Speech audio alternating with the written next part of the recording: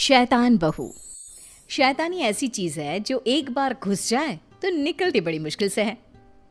रीमा जी की बहू बिन्नी बहुत शांत मिजाज की थी, ना किसी से ज्यादा बात करती और ना ही किसी से ज्यादा मिलती जुलती। वैसे बहू अच्छी है, ज्यादा लपड़ तपड़ में नहीं रहती, कम बोलती है, कम सुनती है। नहीं तो पड़ोसन की बहू सारा दिन घर के बाहर लोगों का जमावड़ा लेकर खड़ी होती है। लेकिन रीमा को क्या पता था, जो शांत है वही असली तूफान का कारण बनने वाला है। माँ, मेरा शेविंग ब्लेड नहीं दिख रहा है, न जाने कहाँ चला गया। तभी ससुर की जोर से चिल्लाने की आवाज आती है। अरे भैया, अरे ये ब्लेड यहाँ किसने रखा? ये क्या, ब्लेड और वो भी ससुर जी की कुर्सी पर? लेकिन ये ब्लेड तो सन्नी के कमरे में होता है ना, वहां से कौन यहाँ रख देगा? अरे मुझे क्या पता, मैंने तो बस बहू को बोला था कि मेरी चेयर के पास चाय रख दे, मैं नहा कर आ ही रहा हूँ।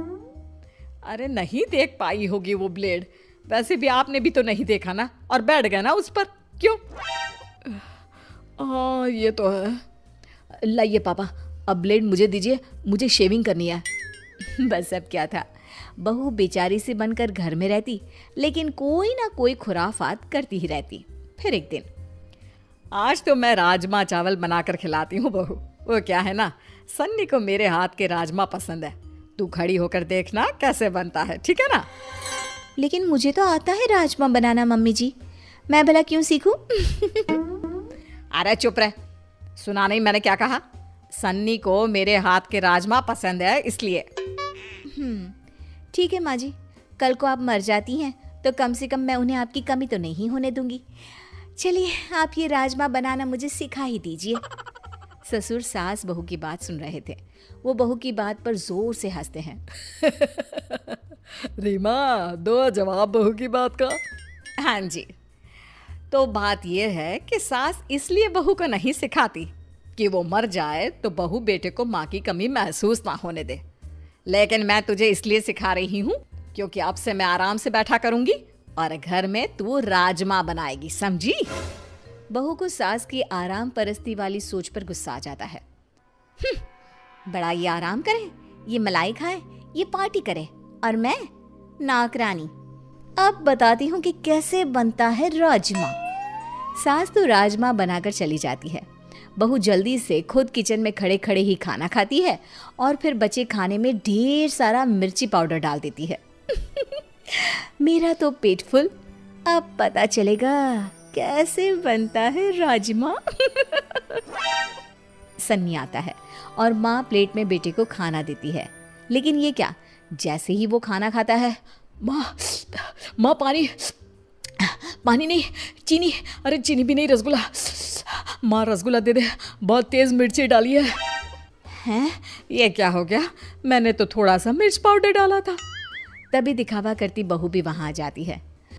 माँ जी, बहुत ज्यादा भूख लगी है, जल्दी से खाने को कुछ दे दो ना। ये रुको, मैं खुद ही ले लेती हूँ। हाँ तो खुद ही ले लेना, इसमें करने की क्या जरूरत है? वो माँ जी इसलिए क्योंकि वो क्या है ना, आप ही ने तो कहा था कि मैं आपसे बिल्कुल ऐसे ही राजमा बनाना सीख लूँ, तो जब तक खाऊंगी नहीं पता कैसे चलेगा कि कैसे बनाना है, कैसे बने हैं, क्या? अरे नहीं नहीं, तुम रहने ही दो, तुम मत खाना, बहुत सारा मिर्च है इसमें, और प्लीज ऐसे राजमा तो बिल्कुल मत बनाना। सास को बहुत गुस्सा आता है कि बेटा ऐसे कैसे बोल रहा है, भाई कल तक तो ऐसे ही राजमे को उंगली चाट चाट कर खाया करता था, लेकिन फिर भी ये सवाल रह गया कि मिर्च आई कहाँ से? बहू, मैंने तो राजमे में मिर्च बहुत कम डाली थी, फिर कहाँ से मिर्ची आई? क्या है माँ, उस पर शक क्यों कर रही हो? अरे वो क्यों करेगी, और माना कि जलन के मारे वो ऐसा कर भी दे तो वो क्या खुद खाने की जिद करती? क्या माँ, उम्र हो रही है तुम्हारी। माँ भी समझ जाती है कि उसकी उम्र तो हो रही है, लेकिन मिर्च इतनी ज्यादा। खैर, बहू की शैतानियाँ तो बढ़ती ही जाती है। वो ना कुछ देखती ना कुछ सोचती, बस कुछ ना कुछ शैतानियाँ करती रहती। फिर एक दिन, हम लोग ना थोड़ा घूमने जा रहे हैं। अरे थोड़ा क्यों जा रहे हैं, अब जाना ही है तो पूरे जाइए ना। मजाक कर रही हैं आप? अरे नहीं नहीं, क्यों? हम क्यों मजाक करेंगे? बड़ी मजाकिया हैं आप। अच्छा सुनिए ना, कल से हम लोगों के बगान में पानी दे देना ना। और हाँ, वहाँ कोई भी पौधा मरना नहीं चाहिए, नहीं तो। नहीं तो क्या है? एक तो मदद करेंगे, ऊपर से धमकी? अरे ना जी ना, ये बर्दाश्त नहीं होगा। बहू को बुरा लग जाता है, या यूं कहे कि पड़ोसन और सास के बीच की नोक झोंक के बीच उसके मन का खुराफाती दिमाग जाग जाता है। फिर अगले रोज पड़ोसन के घर जाकर बहू सारा बाग तहस नहस कर देती है, गेट के अंदर गाय छोड़ देती है और सारे गमले तोड़कर घर जाकर सो जाती है। हे भगवान, अपने घर का काम कम है, जो पड़ोसन नई ड्यूटी देकर गई है उनके पेड़ों को पानी डालने की। अब तो होगा बवाल पूरा वाला। सास पानी की बाल्टी लेकर जैसे ही पड़ोसी के घर जाती है, पर ये क्या, सारा का सारा बगीचा तो अब है सही वक्त पड़ोसन को फोन कर देती हूँ कि भाई सासू माँ लेकर तो गई थी बाल्टी में पानी, लेकिन लग रहा है आपका सारा बाग बर्बाद करके आई है। बहू पड़ोसी को फोन कर देती है, वो सारा दोष सास पर लगा देती है और फिर, आपने तो कल ही देखा था कैसे सासू माँ ने आपको कहा था, वैसे सासू माँ को ना ऐसा नहीं करना चाहिए था। हाय रे, रीमा ऐसी निकलेगी मैंने तो सोचा ही नहीं था। ये तो बहुत गलत बात है रीमा जी की। मेरा तो सारा बाग ही बर्बाद कर दिया। आती हूँ तब खबर लेती हूँ तेरी सास की। हाँ हाँ आंटी जी, और क्या, लेकिन ध्यान रहे मेरा नाम ना लेना। वो क्या ना, मुझे तो उनके साथ ही रहना है, मैं तो बस आपकी शुभ चिंतक थी तो बता दिया।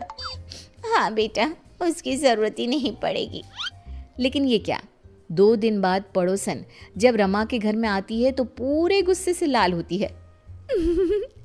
मज़ा आ गया, आज तो सासू माँ की ऐसी की तैसी होना तय है। लेकिन ये क्या, पड़ोसन तो सास को छोड़ बहू को खूब डांटती है। अरे क्या हो गया, आपका बाग खराब था तो मेरी बहू पर गुस्सा निकालने की जरूरत क्या है?